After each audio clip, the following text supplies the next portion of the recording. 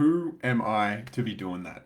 What could I possibly do? And why would I be the one who should be doing that? What right do I have? Like, these are the things that so many people tell themselves. This is imposter syndrome. I'm sure you're familiar with it. And in this video, I'm going to be exploring how you can go beyond that so you can actually feel secure within yourself and change your relationship to imposter syndrome.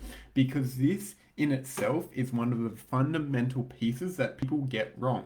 And it's the idea that the imposter syndrome is bad. And so I'm going to explore how you can change that relationship so no longer do you feel afraid of feeling like an imposter and you can actually embrace it so you can integrate it and move to the other side where you feel confident and secure within yourself. Welcome everyone, I'm Dean Bentley and this is the Temple and we are diving into imposter syndrome today. So like I shared earlier, imposter syndrome is this feeling of like, who am I to be doing this? What right do I have? I may not have this experience before, and I don't know if I can share this. I don't know if I can teach this. I don't know if I'm capable of doing this. And so many people have this in many different areas of their life, especially when it comes to creating a soul aligned business, because people want, and I'm assuming you're one of them, to serve in a way that's in integrity, embodied, and here in a way where you get to help and support others. And so before we begin, I just want you to have a perspective of what imposter syndrome is from a different lens. It's this part of you that says, I do not have the skills readily available to achieve this in the way that I want. And that's okay. See, what happens for most people is they can't come into relationship with where they are currently at. And they want to avoid the fact that maybe they don't have all the skills that they do require to create the outcomes they want. And here's the thing, that is okay. If we can come into acceptance with this is what will allow change to occur.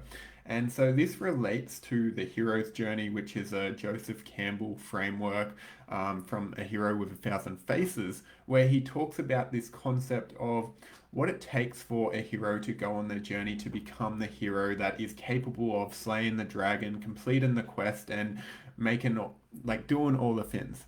And he broke that down into 17 different stages. There's ones with 12 stages, but at the fundamentally there's three stages, and the first one is the call to action. And this is the one we're going to be related to most in this conversation because at the start of your journey, you are not meant to feel confident in where you are going.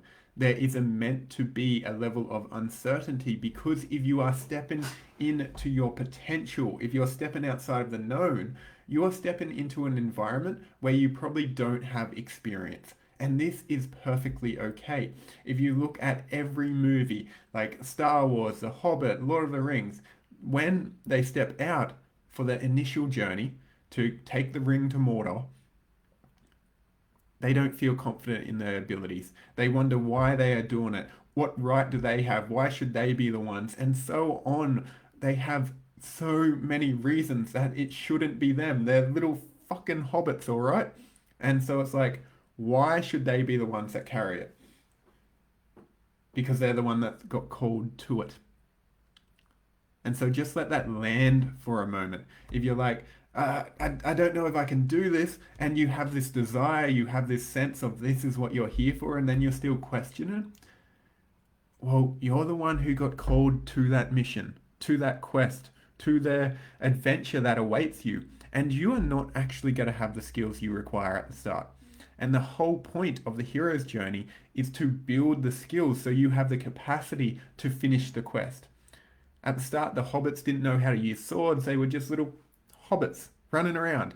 And you're kind of the same. I'm not saying you're a hobbit, but you don't have the skills at the start. And that is completely okay. And the different point is that so many people get wrong here is they believe they need to be the guru who has it all figured out. They need to have all the answers and know exactly why they're here and be able to share everything all at once.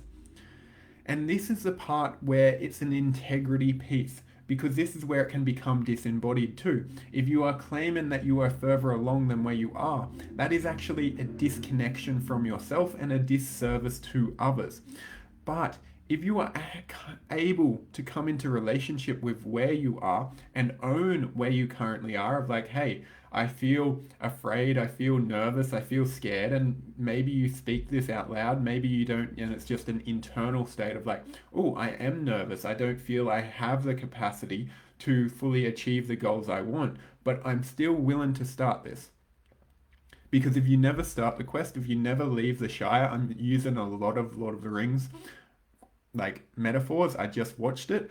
But if you've never left the Shire before, or you never leave, you never get to go on the journey and you never become the person that is capable of achieving it. So, an imposter syndrome is actually the sign that you are stepping into the unknown and going towards where you're meant to, because this is where possibility lays.